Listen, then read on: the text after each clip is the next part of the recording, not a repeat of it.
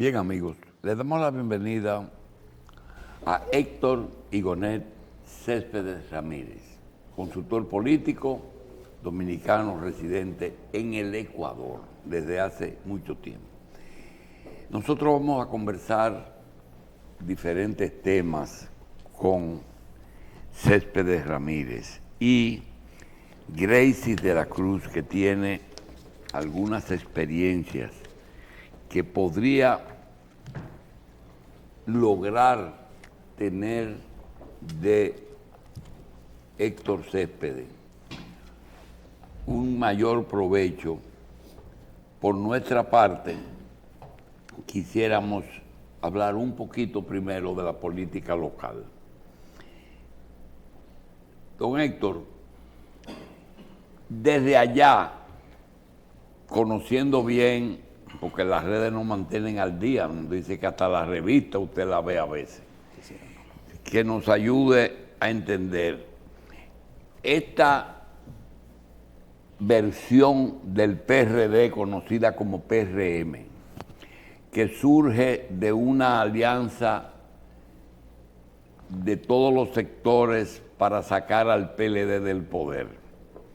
Después de 5 años de ejercicio del poder, ¿qué usted ve que será el legado de ese partido y del presidente Abinader? Bienvenido y gracias. Buenos días, doctor. Buenos días a todos los panelistas. Mire, desde fuera se ve un poquito diferente a la República Dominicana de como la vemos desde dentro. Desde fuera se ve un país mucho más institucionalizado políticamente hablando. República Dominicana, a diferencia de Ecuador... ¿Se ve mejor de lo que estamos? Sí, señor, se ve mejor de lo que estamos. República Dominicana, a diferencia de Ecuador, tiene instituciones políticas muy sólidas, muy fuertes. Ecuador, por ejemplo, el actual partido de gobierno se creó hace 1 año y medio. Se fundó como partido ADN, partido de Daniel Noboa, presidente del Ecuador, se fundó apenas hace 1 año y medio ese partido. La mayoría de los partidos políticos en Ecuador tienen menos de 5 años. Y no son partidos políticos en el concepto orgánico, en el concepto institucional de lo que es un partido político, sino que son maquinarias electorales. Entonces, la República Dominicana, a diferencia de otros países, de Perú, por ejemplo, que a pesar de que tiene instituciones políticas muy antiguas, es el país más inestable políticamente de toda América del Sur. En Perú, todos los expresidentes están presos, prófugos o suicidados. Todos los expresidentes, presos, prófugos y suicidados. O sea, no hay un solo expresidente de Perú desde que en Alberto Perú Fujimori dejó el poder que esté libre. Hay una cárcel de presidentes, Así es, creo señor. que 10. Pero mire, presidente. antes que usted siga, oyéndolo nos surge una pregunta a todos. ¿Qué usted hace 25 años en Ecuador? Bueno, yo trabajé 19 años para el grupo Caixa Consulting Group. Luego ¿En qué? Terminé mis estudios consultoría política. Caixa Consulting es la empresa más grande a nivel mundial de consultoría. Usted es un consultor político. Sí, ¿Y a señor. cuántos presidentes usted ha llevado al poder allá? A ver, en Ecuador... ¿Y cuántas elecciones ha perdido? En Ecuador, con el expresidente Lucio Gutiérrez, que llegamos en el año 2000, Lucio Gutiérrez fue un coronel que dio un golpe de Estado y luego se lanzó de presidente y con la ayuda de nuestro equipo y nuestra empresa, llega a la presidencia del Ecuador, ganamos la presidencia del Ecuador. Luego estuvimos en algunos procesos importantes en Colombia, por ejemplo, la reelección del presidente Juan Manuel Santos, en Centroamérica con el Frente Farabundo Martí de Liberación Nacional, con los expresidentes Mauricio Funes y Salvador Sánchez Serén. Y nuestra especialización en los últimos años, que son campañas de medio término. Se identifica como campaña de medio término, campañas alcaldías. Hemos ganado 8 capitales latinoamericanas, por ejemplo, 8 alcaldías latinoamericanas, incluyendo quizás las 2 más importantes, que son Buenos Aires y Ciudad de México, y la alcaldía de Quito, Ecuador. Y gobernaciones que son de elección popular en Sudamérica, que no es igual que en República Dominicana, que el gobernador lo nombra el presidente. En Sudamérica los gobernadores son de elección popular y tienen un enorme poder político y económico, y campañas de prefectos, diputados y senadores. Hemos tenido una trayectoria de consultor de 22 años, sobre todo en Sudamérica y Centroamérica, donde hemos participado ya en 9 países en diferentes campañas y procesos electorales. Mire, con usted hay que hacer un mes de programa, porque cada vez que dice una palabra surgen 10 preguntas. Cuando usted trabaja en esas campañas, ¿quién califica la capacidad de los candidatos. ¿Cómo se eligen allá? Porque aquí tenemos ese problema y hemos trabajado mucho en lograr que habiliten candidatos para los cargos, no cargos para los candidatos. Mire, República Dominicana goza de una institucionalidad muy firme a nivel de candidaturas políticas. Prácticamente es imposible hoy en República Dominicana hablar de un outsider. Que venga un outsider, un tipo que salga del sombrero de un mago y de repente rompa con el sistema, es muy difícil en República Dominicana, porque aquí está institucionalizado el voto a través de tres grandes partidos que absorben el 95% del voto popular. PRM, PLD, Fuerza del Pueblo. El resto de partidos políticos se reparten el 5% que queda, la sobra que queda de los votos. Pero hay tres grandes partidos que se la reparten. Y hoy es prácticamente imposible porque los partidos están muy institucionalizados. El Partido de Liberación Dominicana tiene 2 o 3 candidatos en firme, pero tiene uno que descolla. Tiene uno que definitivamente descolla. Yo creo que son buenos tiempos para Gonzalo Castillo ser candidato del PLD. Me parece que será finalmente el candidato del PLD. Fuerza del Pueblo tiene a Leonel Fernández. Ahí no hay nada, ahí no hay quien opine. Es un partido que realmente tiene dueño. Se parece mucho a los partidos ecuatorianos. Son partidos políticos que tienen dueños. Vamos al principio. Y PRM. Que ya lo metí en camisa de once varas. Céspedes, en el tema del legado de Luis.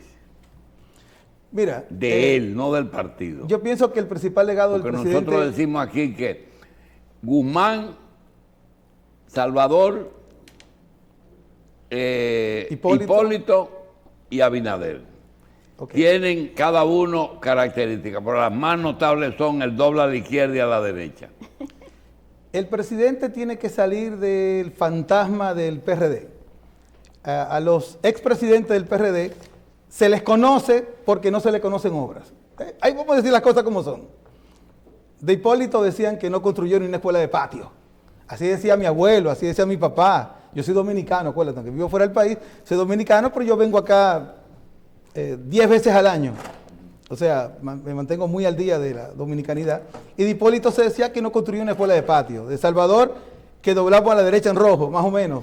Esa es la historia del PLD. Yo creo que Luis Abinader ha roto con ese esquema y su principal legado hoy no es definitivamente una gran obra pública, que la tiene, pero ese no es su legado, sino la reinstitucionalización del país.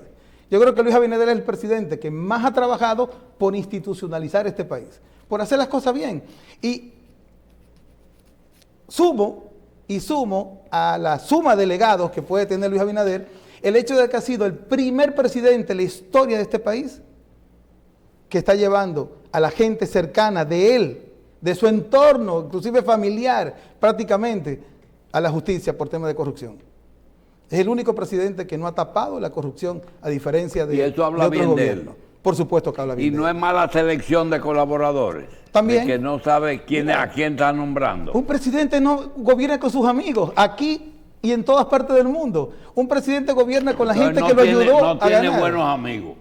No, yo creo que tiene buenos amigos, yo creo que tiene buenos funcionarios, yo creo que el PRM es el único partido que tiene hoy una selección de la nueva generación de jóvenes brillantes.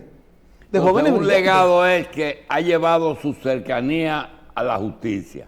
¿Qué otra cosa? Como nadie lo hizo. ¿Qué otra cosa? En el gobierno de Leonel Fernández, los 2 años de Leonel Fernández, no se sometió un solo colaborador cercano a Leonel Fernández a la justicia. Y peor en el PLD, no se sometió a nadie. Y peor en el reformismo. Y yo vengo del balaguerismo. Mis pininos en la política fueron en el balaguerismo y muy cercano, inclusive al presidente Balaguer, por la relación de mi familia con el presidente Balaguer. Yo fui un joven privilegiado que tuvo la suerte y el honor de tener acceso al presidente siendo muy joven, antes de irme a finalizar mis estudios. Entonces, estos gobiernos, ninguno. ¿Qué otra cosa usted nota de legado? El relevo. Es un presidente que ha creado un relevo generacional que es decir, la proliferación de los 10 precandidatos eso es normal, doctor, en todos los partidos políticos donde hay democracia, donde un presidente no puede ir a la reelección, como es el caso de Luis Abinader, que no puede ir a la reelección, es totalmente normal, pero no hay 10 precandidatos. Yo creo que aquí hay 3 precandidatos en el PRM, que son los que finalmente se van a quedar. Yo creo que el resto está ahí porque quiere poner su nombre, porque es normal, esa es la democracia, bien. Ese es el espíritu, ese es el ego. Céspedes, ¿cómo usted llegó a Ecuador? Llegué a través, como le conté, de Caixa Consulting ¿De la Group, empresa? de la empresa. Fuimos a hacer la campaña del expresidente ¿Llegó a Lucio conocer Gutiérrez. a Correa? Por supuesto. Y llegué a colaborar con Correa en sus ¿Trabajó inicios. con él en alguna? En sus inicios, sus primeros 2 años, 3 años. Fui colaborador del gobierno, inclusive la parte política. Desde allá, ¿qué cosa hizo que la izquierda llegó al poder y aquí nunca ha podido llegar?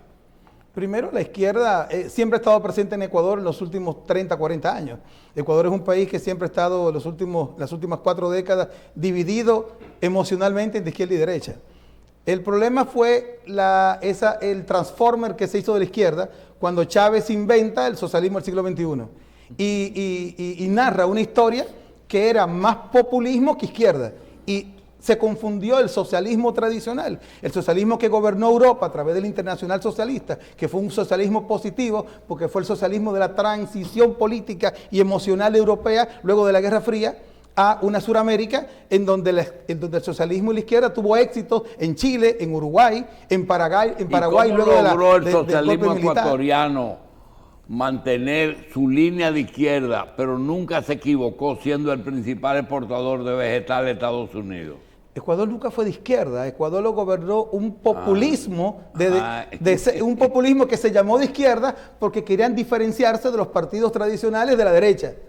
Los partidos del sistema eran partidos de derecha. Entonces Correa se inventó que era de izquierda, comenzó a coquetear con Chávez para lucir de izquierda y lucir diferente al resto de partidos políticos. Pero en la práctica, señores, eran populistas que al final solo se dedicaron a enriquecerse económicamente y a tratar de perpetuarse en el poder. Y esos tres países, Bolivia, Perú y Ecuador, tienen muchas cosas similares. Claro que sí. Además de los Andes.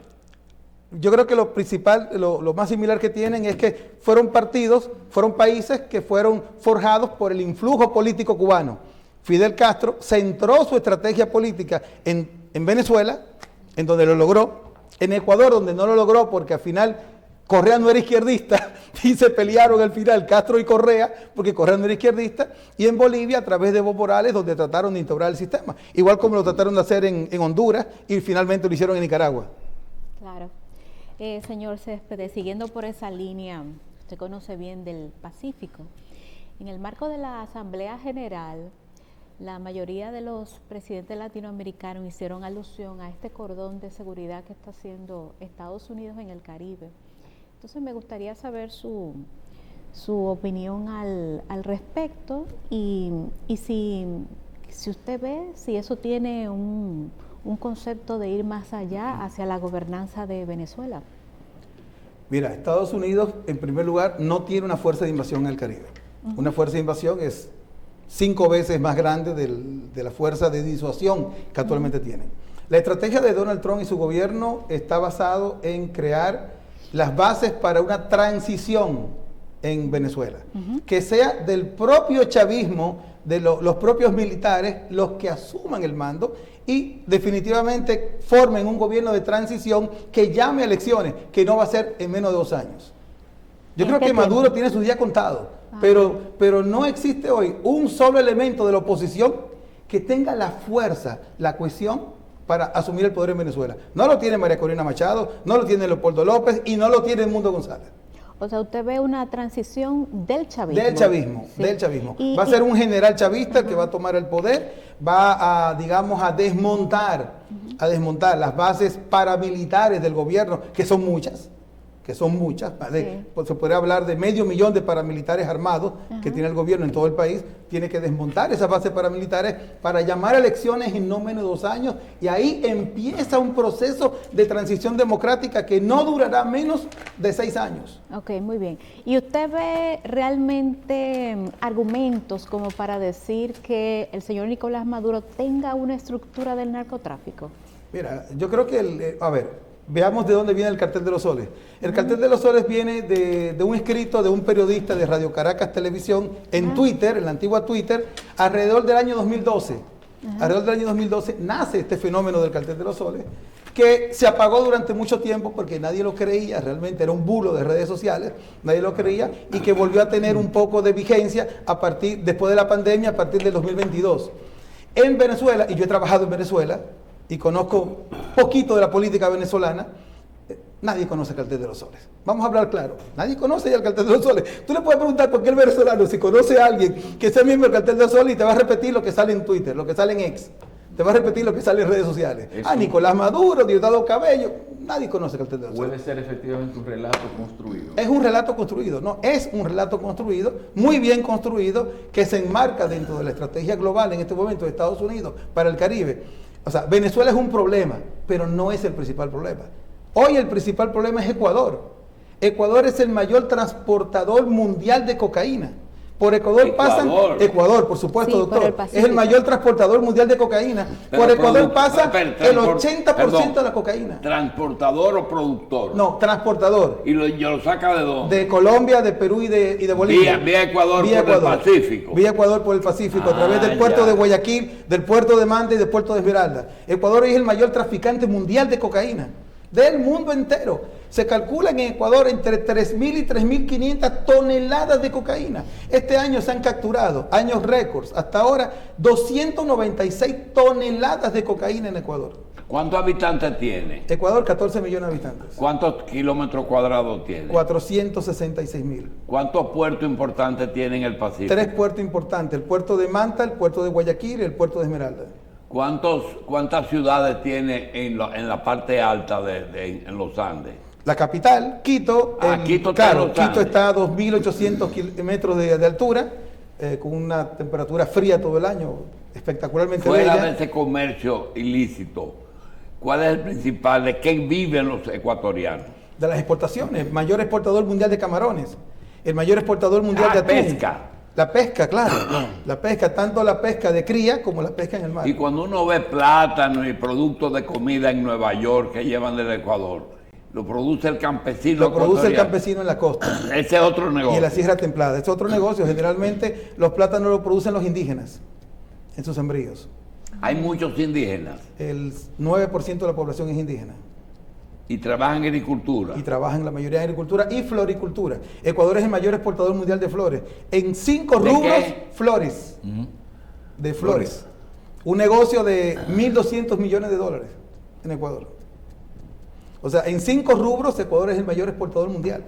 En 5 rubros. Entonces Ecuador es un país rico. Sí, es un país rico. Por eso la economía se ha mantenido a pesar de los malos gobiernos y a pesar de todo el desbarate político. Sí, señor. Hay mucha corrupción en Ecuador. La peor justicia de América Latina, en cabeza después de Venezuela, la peor justicia de América Latina. Un país muy desinstitucionalizado, un país con instituciones muy pobres, un país donde cada nuevo presidente quiere coactar todos los poderes del Estado y quiere, como lo está haciendo Daniel Noboa ahora, llamar a consulta popular para una nueva constitución. Ecuador ha tenido 22 reformas constitucionales y nada ha cambiado institucionalmente. Correa fue un buen gobierno. Sí, a nivel político sí, porque le trajo estabilidad al país luego del golpe de Estado que se le dio a Lucio Gutiérrez en el año 2024. Recordemos que a Lucio lo sacan del poder en un golpe de Estado. Yo estaba ahí, yo estaba en Palacio, yo estaba cerca del presidente cuando lo subieron en el helicóptero y se lo llevaron y nunca más volvió como presidente. ¿Y los extranjeros son bien vistos por el resto? Sí y no. A nivel político sí, porque aportamos gerencia en la comunicación política que no la había en ese momento en el país. No había consultores políticos que pudieran aportar lo que nosotros aportamos. Por ejemplo, el Grupo Caixa cuando llegamos a Ecuador. Hay muchos partidos políticos. En Ecuador, 36 partidos políticos constituidos y movimientos locales, tanto provinciales como cantonales, o sea, municipales. ¿Cuántos municipios tiene? 224 municipios. ¿Cuántos senadores tiene? No hay senadores, es unicameral. Una asamblea. Son diputados Un o representante. asambleístas. ¿Cuánto tiene? 147 en total en el país. Ahora Daniel Noboa plantea una reforma para bajarlo a 87. ¿Cuántos ministerios tiene? Alrededor de 16 ministerios, sí. Pero hay una reducción porque se están unificando varios ministerios y 16 van a quedar en 9. De la ¿Los nueva reforma. empresarios tienen poder allá? No, poder político no tienen. Poder político no tienen los empresarios. Y de la hecho, iglesia tampoco. No, tampoco. Ni los americanos. Ni los americanos tampoco. No tienen poder político. Entonces no hay poderes fácticos allá. No, tradicionales como República Dominicana no. Allá los poderes fácticos son otros y están por debajo ¿Cómo de cuáles, la mesa. por ejemplo? Los carteles internacionales de drogas. Ah, ese es un poder. Los carteles de drogas son un poder en Claro. Ecuador. ¿Y qué incidencia tienen los carteles mexicanos? Mucha. Mucha. Sinaloa. Mucha. El cartel de Sinaloa tiene mucha incidencia porque es Pero se habló una vez de la mafia es socio de italiana. los dos grandes, Ah. de los dos más grandes carteles ecuatorianos, que son los Lobos y los Tiguerones, que son los dos grupos paramilitares más grandes de la mafia ecuatoriana, que controlan alrededor del 40% de todo el tráfico de drogas y tráfico de oro. Ecuador, el problema no es solamente el tráfico de drogas, sino también el tráfico de oro. Según datos oficiales, el tráfico de oro en Ecuador representa alrededor de 15.000 millones de dólares al año en oro ilícito, alrededor de 600 minas ilegales. Que este gobierno, hay que reconocerlo, del joven Daniel Noboa, ha emprendido una dura campaña para erradicar las minas ilegales, pero erradican una y a la semana salen 5. Es demasiado dinero que se mueve por el tráfico de drogas. Sí, de oro. eso pasa también en Colombia, que Petro con el plan de paz no ha podido convencer a esa Bueno, gente. recordemos que el plan de paz fue creado por Juan Manuel Santos en el año 2016, Sí. a través de la JEP, de la Justicia Especial para la Paz. Yo creo que Petro le ha tratado de dar continuidad. No es fácil. No lo pudo hacer tampoco el presidente anterior, no siendo un pudo. presidente del uribismo. No lo Sí. pudo hacer el presidente anterior. No lo pudo terminar de hacer Juan Manuel Santos, y eso que fue el último presidente que se religió en Colombia. Porque Sí. a partir de ahí se creó un candado en la Constitución y no se permite más la reelección de los presidentes en Colombia. De hecho, los únicos dos presidentes que se han podido reelegir en los últimos 30 años son Santos y Uribe. Porque hubo reforma en la Constitución que les permitió a ellos reelegirse, pero luego se cerró otra vez el candado y ya no hubo más reelección para presidentes. Así es. Señor Céspedes, en materia de liderazgo, quiero saber qué corriente a usted le motiva, ¿no?, en la construcción de un líder político, a propósito de que aquí las cosas se adelantan y ya estamos mirando el 2028. ¿Usted, en la construcción de un líder político, usted le gusta más la autenticidad o cree que ese líder necesita, digamos, cambiar un poco, adecuarse a las expectativas de la gente? Mira, el daño que los millennials del marketing político le han hecho Ajá. a la industria de la consultoría política es enorme. Aquí se han creado palabras para lucir inteligente, Ajá. frases para lucir inteligente, y hemos creado los arquetipos. Sí. El político tiene que tener un arquetipo de héroe. No, el político tiene que tener su propia arquitectura personal. Tratar de cambiarle la autonomía, el esqueleto a un líder político es el error principal que un consultor puede tener en una campaña Y las electoral. modas, porque aquí vemos ya candidatos que eligen un tipo de color, un determinado aspecto. Los colores juegan un papel muy importante en la presentación del candidato. Sí. Y un candidato tiene que tener etiqueta, sobre todo en un país institucionalizado como República Dominicana. Como te dije, es uno de los países más institucionalizados a nivel político que hay hoy en América Latina. Ajá. O sea, realmente no lo apreciamos tanto desde aquí adentro, pero de fuera sí se lo aprecia. Los colores son básicos para el ordenamiento, digamos, de todo el aparato de marketing que rodea al candidato. Digamos que los colores pueden identificar inclusive una marca. Y República Dominicana tiene muy buenas marcas políticas, sobre todo en la generación anterior a la mía. Yo tengo 50 años, la generación de entre 35 y 45. ¿Tú piensas volver para acá? Estoy en eso, doctor. ¿Ah? Estoy en eso. Estoy en eso. Con tu firma aquí. Sí, señor. Mi firma personal, que es Céspedes Consultores. ¿Tú ves a Leonel Fernández para el 27 candidato? Candidato sí, presidente para el 28 no. ¿A quién ¿Y a ve, quién pues? tú ves? No, es muy difícil poder Bueno, predecir pero eso. ya Porque tú sabes va a a quién- depender cómo termine sí, el pero PRM. ya me dice que no lo ves, a quién tú ves. Depende cómo termine el PRM. Si el PRM termina su proceso de primarias internas del 27 en orden y en paz y logran unificar ese partido, yo creo que hoy el PRM sigue siendo el partido Usted por mencionó, mucho más grande y más que institucionalizado hay tres de este candidatos que país. se perfilan. ¿Cuáles son? Los Del tres PRM? candidatos, David Collado, Yayo San Lobatón y Carolina Mejía. Creo que el resto de candidatos van a terminar aliándose en la coyuntura, van a terminar sumándose a una de estas tres candidaturas. Y de las tres candidaturas yo veo para el final a David Collado y a Yayo San Lobatón. Y yo creo que el tema de Carolina Mejía es un tema mucho más complicado. Carolina Mejía es una gran candidata, creo que por mucho la mujer en la política dominicana más potable que hay hoy en este momento activa, pero tiene, digamos, un problema Ajá. que se Su llama papá. Hipólito Mejía. Yo creo que Hipólito Mejía no deja avanzar a Carolina Mejía. no la deja avanzar y se va a convertir en el principal lastre de su campaña. Cuando hablo de lastre, hablo de peso. Ella es mejor que él, ¿verdad? Ella es mejor que él. Como político, hablo Seguro, políticamente estamos para como vender mucho mejor persona. que él. Es una figura bonita, una figura potable, una mujer inteligente, una mujer Capaz. brillante, capaz, pero tiene también un segundo problema. Y fue un problema de visión que ella tuvo, o su equipo de campaña. Si ella quería ser presidente en el 28, nunca debió reelegirse en la alcaldía de la capital. No hay manera de que la alcaldía de la capital, por gerencia, le permita vender una buena historia. ¿Y por qué tú crees que teniendo a Carolina Faride de senadora, este hombre va y se busca en Santiago a una desconocida?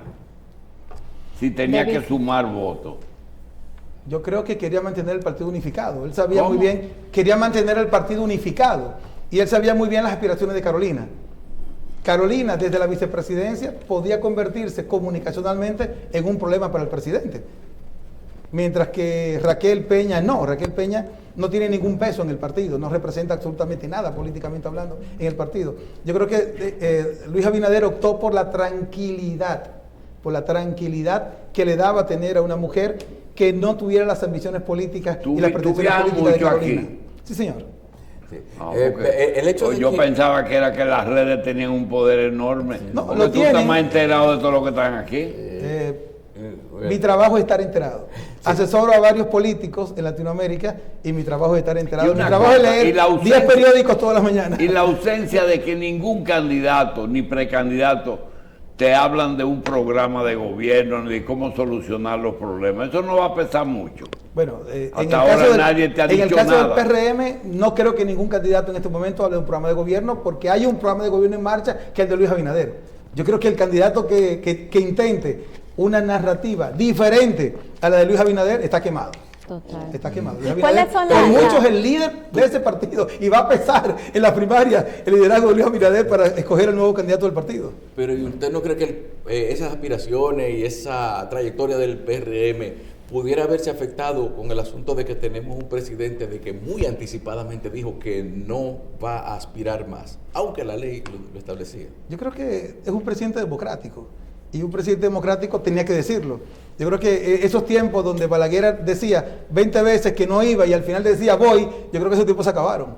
Hoy con la democratización de la comunicación a través de las redes sociales, eso no es posible de mantener. Y van a decir mañana, presidente, pero usted mintió, te dijo tal cosa y luego hizo tal cosa, ¿no? Yo creo que Luis Abinader ha demostrado ser un presidente absolutamente transparente en ese aspecto. Él cuida mucho su imagen porque sabe que se va Claro, y claro. sabe que tiene que construir un legado y sabe que no hay otro espacio que no sean los próximos 3 años para construirlo. Y en eso es que está el presidente. Hay otros que quizás tengan otra agenda, pero yo creo que la agenda del presidente se ve muy claro.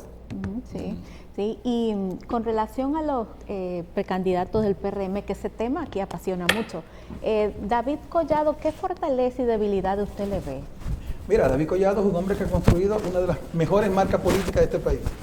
Y la ha construido desde cero, porque él no es hijo de un líder político, él no viene de una familia prominente, no tiene un apellido prominente, y sin embargo, yo creo que salió muy bien a nivel empresarial y construyó una marca política basada en su imagen, en lo que es él. Esas son sus fortalezas. Debilidades, él no es PRM. Él no huele a PRM por ningún lado. Él no tiene la sangre de ese partido y ese partido no lo ve tampoco a él como parte de su historia ni de su estructura, porque no lo es. Y si eso, usted eso- compara- eso es algo que no se puede ocultar. Él Él no es PRM. Pero Los si usted lo abogados- compara frente a Leonel Fernández en un eventual proceso, ¿cómo le iría? Mira, el problema de Leonel Fernández es que no ha entendido que los políticos también tienen fecha de expiración. Ah, pasó su tiempo. Pasó su tiempo. Sí. Pero ya hemos visto a Leonel Fernández en 2 procesos consecutivos. Y el último proceso electoral, digan lo que digan, al PLD le fue mejor electoralmente que a Fuerza del Pueblo. El PLD sacó mejores estructuras provinciales y municipales que la que sacó Fuerza Sí, del Pueblo pero- con el liderazgo de Leonel. Sí, hay algo, los abogados les gusta buscar buenos casos, Claro. pero también les gusta buscar casos que puedan ganar. Si yo tuviera tu trabajo y quisiera una cuenta de jefe de campaña o asesor político en esta campaña, tengo 4 nombres. Leonel y su goma de respuesta, que es su hijo, pues es una goma de respuesta. Leonel, San Lobatón, Carolina Mejía y David Collado. Y tengo un quinto, que es Guido Gómez Mazara. ¿A cuál de esos te gustaría dirigirle una campaña? Entre David y San Lobatón me quedo. Y entre David y San Lobatón, por la coyuntura que te acabo de presentar, me quedaría con San Lobatón. Yo creo que es un gerente que tiene mucho más que aportar en este momento y que tiene una mejor historia que contar, y además su propia esencia. Él es PRM al 100%. Es uno de los hombres que ha estado más cercano al PRM, y además yo creo que San Lobatón representa el proyecto Luis Abinader dentro del partido. Yo le respondería de esa manera. Me quedaría ¿Y con la San base Lobatón. sería el país o el PRM? No, primero el país.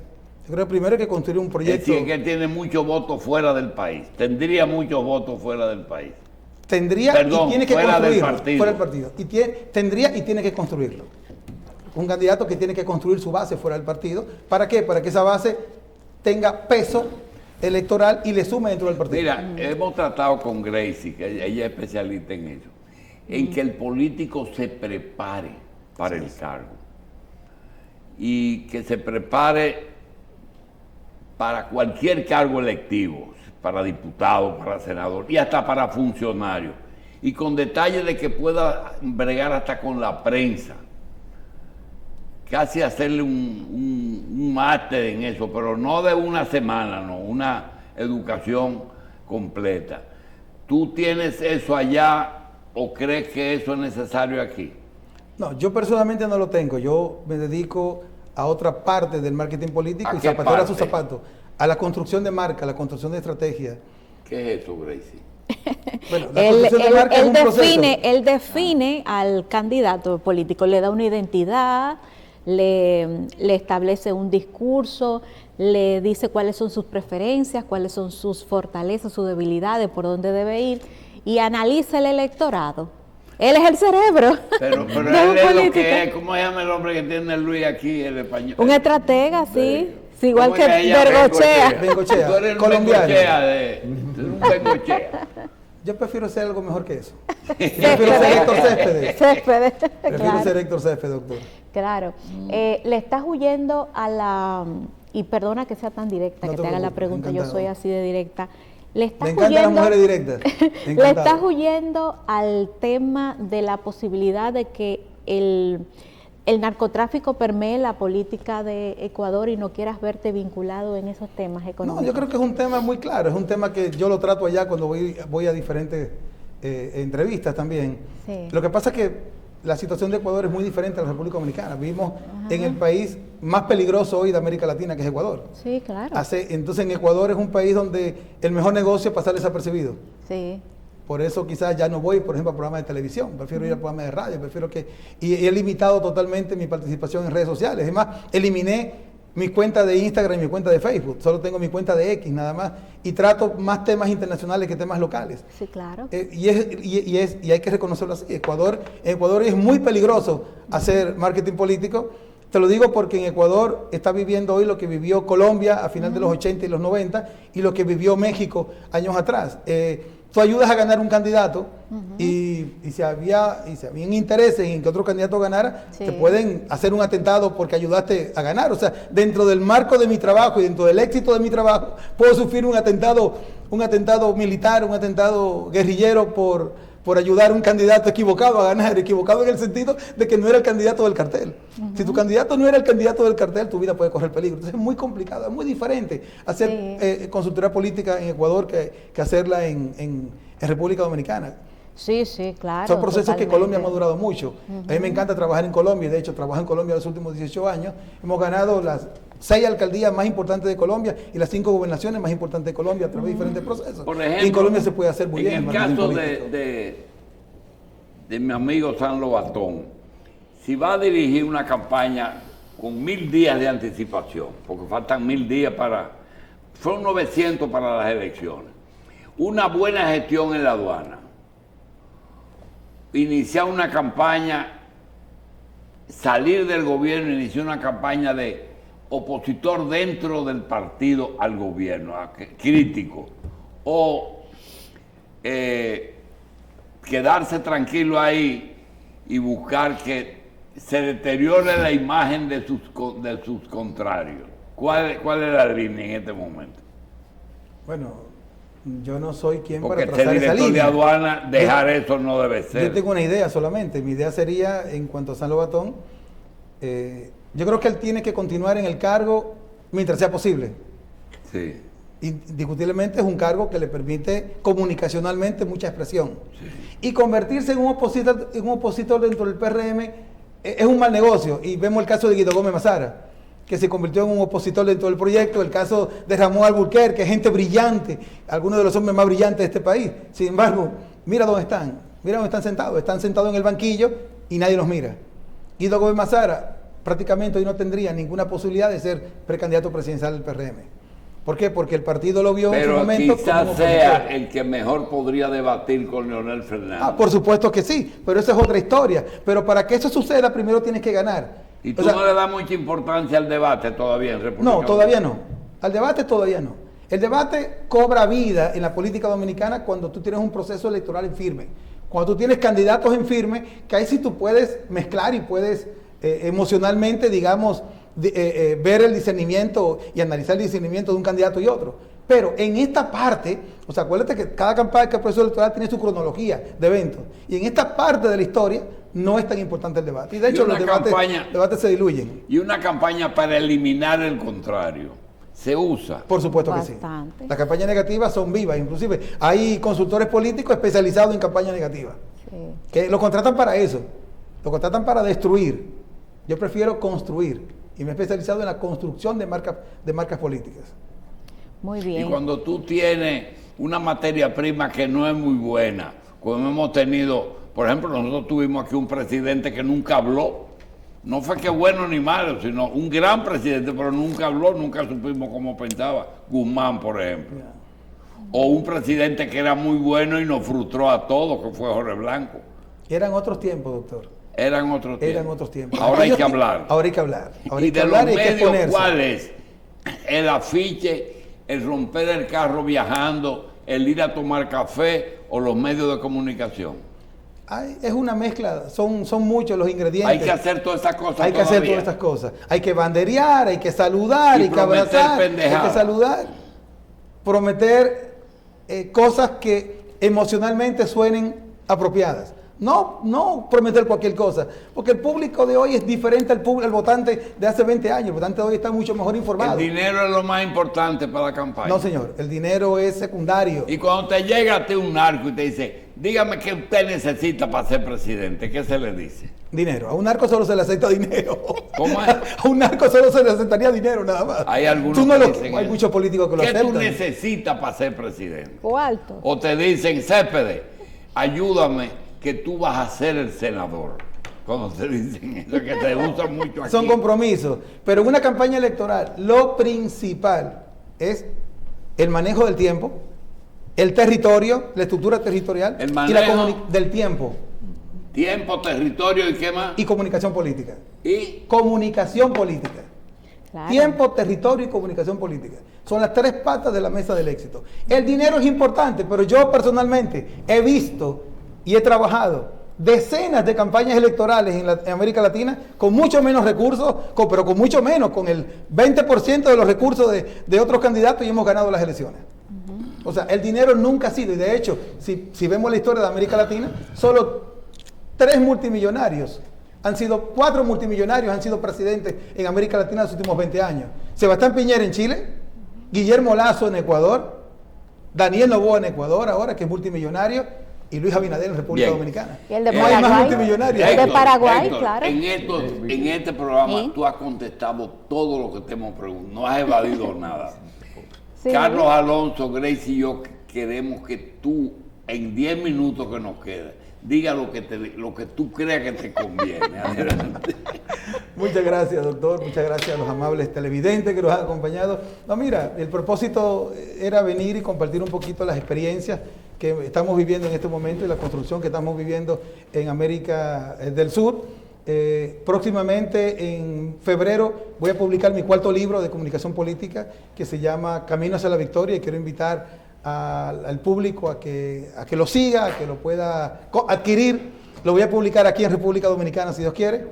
Es un libro enmarcado a diferencia del libro tradicional de marketing político, que le habla a políticos ya de ejercicio, este es un libro que le habla al que quiere ser político, al que recién quiere formarse. Como mi primer libro, Hacedor de Reyes, que era un libro que se construyó basado en la premisa de aquellos que recién empiezan a construir su camino y aquellos que recién empiezan a construir su marca política. Pues yo he querido ser en este caso una especie de database, una especie de constructor o de guía de aquellos que están en un proceso de construcción de marca y que quieren desarrollarse, pero que no tienen la posibilidad de contratar un consultor político para que los guíe. Entonces, este libro va a enmarcar... ¿Y cuál es su herramienta favorita de ese libro? ¿La que más recomienda? La que más me conviene, Sí, la que más... a una persona que aspira a ser político, ¿cuál es la herramienta favorita? Yo creo que las citas. Hay muchas ya. citas de ejercicios prácticos que hemos tenido en la consultoría política que rompen un poco con los esquemas tradicionales y funcionales que hoy vemos en la comunicación tradicional. Sí. Y Barack Obama todavía sigue siendo un símbolo positivo de la comunicación Por supuesto política. que lo es una marca y quizás una de las 5 marcas políticas más importantes de Estados Unidos, pero no está activo políticamente, no es una marca hoy de referencia que te diría, construyamos una campaña al estilo Obama. Es imposible construir una campaña al estilo Obama. Y muchos consultores políticos se basaron en eso durante años. Claro. Construyeron la campaña al estilo Obama candidatos, pero candidatos que no eran Obama y que no tenían la simbología de Obama y no tenían la emoción comunicacional que representaba a Barack Obama. Entonces se equivocaron radicalmente. Y hubo muchos fracasos. Háblenos de las personas que piensan que pueden traducirse los likes en votos. Hay gente que es así. Mira, es parte de la retórica y de la narrativa que nos han vendido todos estos influencers de la consultoría política que pululan en los mercados políticos latinoamericanos. No hay manera de consentir o de transformar el like en voto. Y te voy a poner un solo ejemplo. Colombia, en este momento. Tú tienes una precandidata presidencial del uribismo llamada Vicky Dávila, con más de 5 millones de seguidores en redes sociales. Más de 5 millones. En Twitter solamente, en X. Solo en X tiene más de 5 millones de seguidores. Pero en el contraste universal de las primarias de su partido, tiene un 15% que representan alrededor de 200.000 votos, con 5 millones de seguidores en sus redes sociales. Y tú tienes otro candidato, en este caso del otro lado, del lado de Petro, del lado del Pacto Histórico, Daniel Quintero Calle, con 200.000 y pico de seguidores en X, pero con un contexto de proyección que lo da para ganar no solo la contienda del Pacto Histórico, sino que algunas encuestas dicen que ganaría en primera vuelta de las elecciones. 200.000 seguidores versus 5 millones es una diferencia enorme. No llega ni al 10%. Y sin embargo, electoralmente, uno supera ampliamente a la otra. Entonces, no funciona de esa manera. Y su firma, su portafolio como estratega, ¿qué lo diferencia de los demás estrategas? ¿Qué me diferencia? Que somos una de las firmas con más experiencia en ingeniería territorial. No solo vamos a la consultoría política de la comunicación tradicional y nos hemos especializado en el manejo de crisis de imagen pública. Muy bien. Y hemos creado una de las principales firmas latinoamericanas en manejo de crisis de imagen pública. La mayoría de los consultores políticos no tienen idea ni siquiera de qué significa manejo de crisis de imagen pública. Claro. Y hemos visto, en el caso de República Dominicana, grave. Montones de crisis de imagen pública en el propio gobierno muy mal manejadas. Creadas por los mismos protagonistas. Y muy mal manejadas porque no entienden la importancia del concepto. Inclusive, ¿quiénes hacen imagen pública aquí en República Dominicana? Relacionistas públicos, publicistas, pero con una experiencia sumamente básica de haberse leído un par de libros y con eso ya dicen que son consultores en manejo de imagen pública. Y esa ingeniería territorial que usted hace, ¿toma en cuenta la cultura política de esa demarcación? Es lo que principal toma en cuenta. Es imposible la construcción de ingeniería territorial, no solo tomando en cuenta la idiosincrasia de cada sector, sino tomando en cuenta el pensamiento sociopolítico de ese sector para poder adaptar la estrategia a las necesidades que tiene la gente y a las necesidades que tiene el candidato. Por eso que usted es más enfocado hacia los gobiernos locales, básicamente. Por esa especialización. No, porque la construcción de marca comienza de los gobiernos locales muchas veces y termina en el contexto nacional. Hemos tenido procesos con alcaldes, en el caso, por ejemplo, de Colombia en este momento, con un exalcalde de Medellín, que hoy es el principal precandidato presidencial por parte del Pacto Histórico para convertirse en próximo presidente de Colombia. Y viene del contexto municipal. Comenzó en un barrio de Medellín esa campaña y hoy termina en toda Colombia. Estamos Eso hablando de Colombia precisamente con 58 millones de votantes. es digno de analizarse precisamente cómo antes teníamos un caudillo, un líder como Balaguer, como Juan Bosch, que de ahí en adelante su popularidad apoyaba a los candidatos locales. Estamos a la inversa ahora. Es decir, se necesitan contar primero con los liderazgos regionales antes que el de los presidenciales. Lo que pasa es que tú tienes un presidente saliente, en este caso, que necesita construir su legado. Y parte de esa construcción, me imagino yo que los asesores lo habrán trabajado así, es no inmiscuirse en el proceso interno. No veo a Luis Abinader empujando ninguna candidatura en el proceso interno, no por ahora. Una vez sea electo el candidato formal del partido, vas a ver al presidente como el principal militante de la calle, pero no en este contexto. Es que tenemos que ver los tiempos. Si no manejamos, como yo te decía, los 3 pilares de una campaña exitosa, el tiempo, el territorio y la comunicación política, y si no manejamos el contexto del tiempo de una manera prudente, eficiente e inteligente, nos va a golpear. Y en este tiempo no vas a ver a un presidente como Luis Abinader levantándole la mano a nadie ni susurrándole el oído a nadie. Claro. Vas a ver un presidente luciendo lo más independiente posible, invitando a un proceso transparente y abierto para que el proceso se dé. Y en el momento que él vea que chocan las corrientes, el momento que él vea que hay problemas, él va a intervenir, pero como salvador. Entiende que ahí es parte de su legado. El presidente tiene que intervenir como salvador, no como proponente, en este caso, de ningún candidato. Claro, Céspedes, y hablando de su portafolio y su oferta, en esa ingeniería que usted hace, ¿qué lugar le da a la juventud? ¿No? No, por supuesto, la juventud juega un lugar primario. La juventud no solo es la fuerza de choque, como muchas campañas lo atesoran como fuerza de choque, es la principal fuerza de crecimiento. ¿Por qué? Porque electoralmente uno de los mayores pesos electoral está entre los jóvenes entre 18 años y 40 años.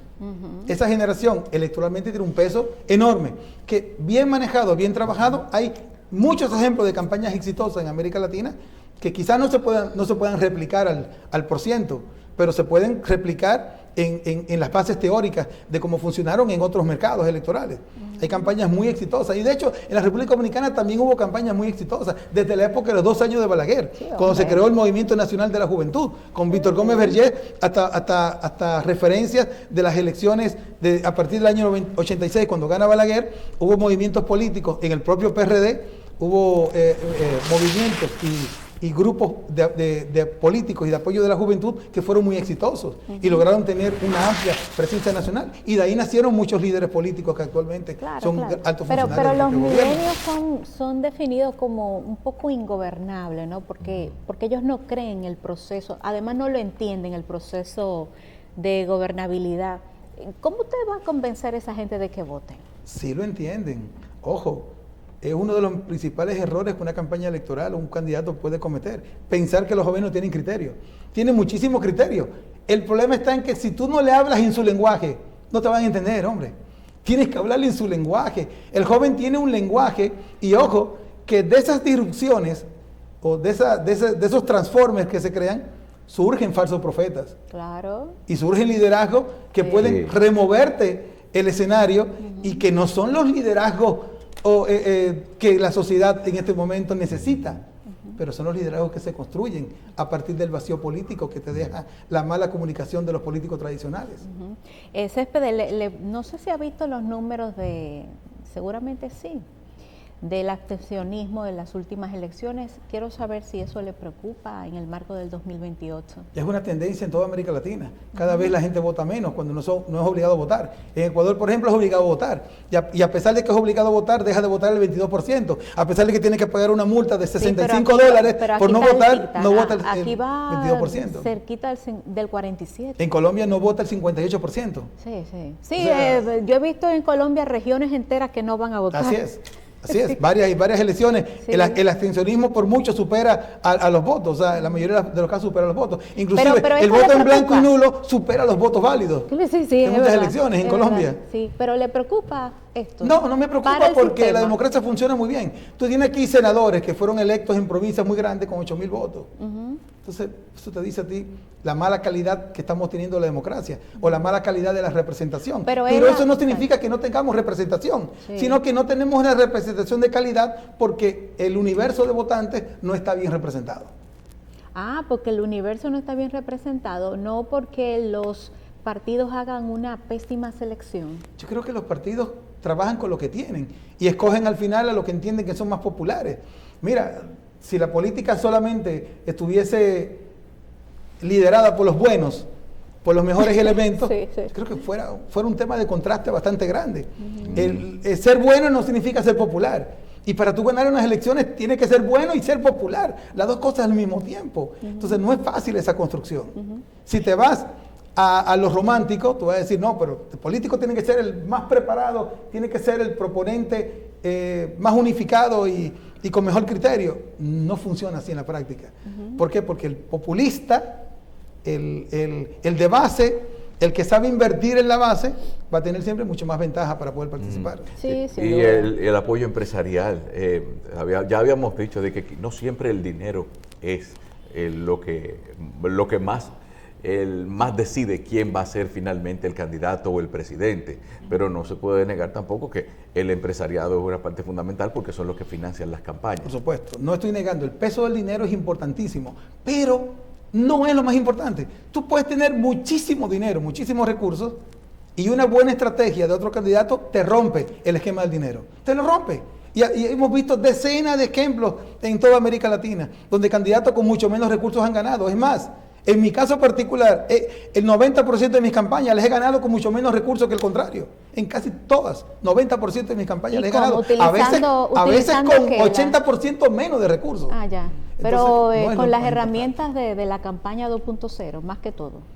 Mira, las campañas 2.0, 4.0, 6.0, como le hemos llevado el día de hoy, Sí. están en veremos. Ah, No sí. conozco la primera campaña en Latinoamérica que se haya ganado por las redes sociales. Pese al cuento que te cuentan los consultores que quieren vender esos procesos, no conozco la primera campaña que haya ganado. Tú puedes tener la mejor campaña de 6.0, 2.0, 3.0, como quieras llamarlo. Eso va a depender de quién lo venda. Desde Sí. 2.0 te lo venden hasta 6.0 y hasta 8.0 inclusive. Pero me parecen muchos cuentos para nutrir el ego de los candidatos. Yo te hago ganar por Facebook. No, señor. Si tú no tienes una estrategia de ingeniería territorial que movilice a los electores el día de las elecciones, tú no tienes una campaña electoral ganadora. Si no tienes esta estrategia, no lo tienes. Sin ingeniería territorial no se gana una elección. Tú puedes tener la mejor marca posible, pero si tú no movilizaste y cuidaste el voto el día de las elecciones, a lo mejor tú tengas mayor participación, pero tú no ganas las elecciones. Bueno, es. está bien. Héctor Igonet Céspedes Ramírez, gracias por estar con nosotros y esperamos que ya muy pronto estés de nuevo por acá, porque aquí esto es un ambiente cambiante de todo, un panorama político dinámico. Bien, gracias por estar con nosotros y por todas estas enseñanzas y esa sabiduría en consultoría política. Muchas gracias a ustedes, estoy a la orden. Gracias.